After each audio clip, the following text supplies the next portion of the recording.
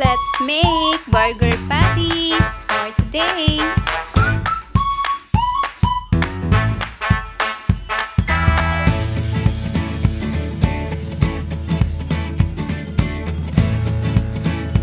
At dahil gagawa tayo ng burger patties, ihanda natin ang mga gagamitin: giniling, pork or beef, hiniwa na sibuyas at bawang, isang malaking itlog.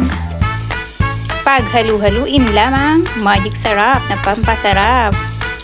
Lagyan ng paminta na durog, konting asin, pampalasa, at kung anong gusto nyong i-add pa na pampasarap dyan.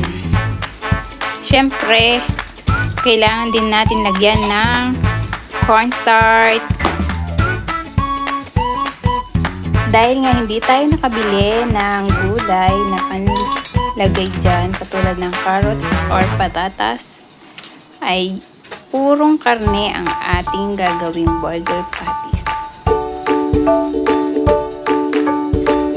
Paghalu-haluin ang lahat ng ingredients. Pagkatapos nating haluin, iset aside muna at mamaya ay huhulmay na natin ito ng pabilog.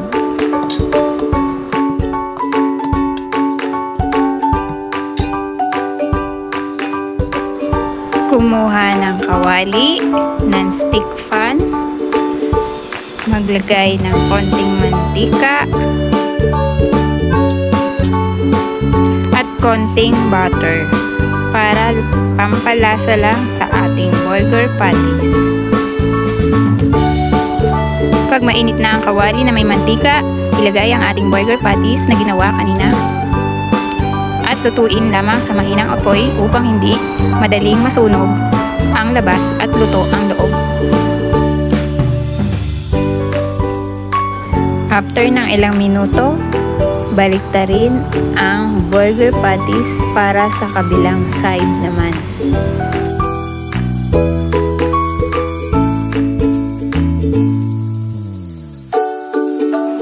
Hanguin ang ating burger patties at iset aside. At ngayon ay gagawa naman tayo ng sauce. Ang ginamit nating mantika ay huwag itapon. Iyan din ang ating gagamitin sa paggawa ng sauce.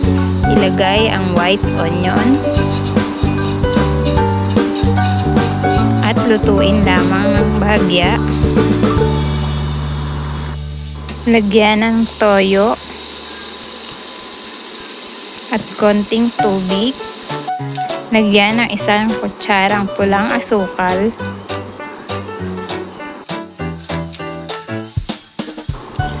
At halu-haluin hanggang matunaw ang ating asukal. Hintayin kumulo.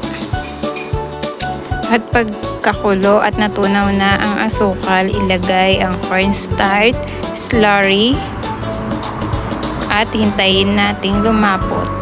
Lagyan ng mga pampalasa katulad ng asin, paminta,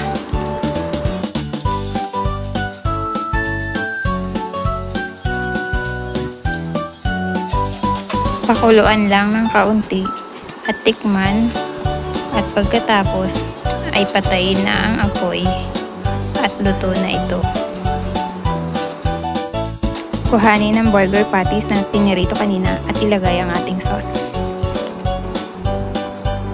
At yun lang guys, ito na ang ating burger patties with sauce na napakasimpleng lutuin at napakasarap. I hope you enjoyed. Thanks!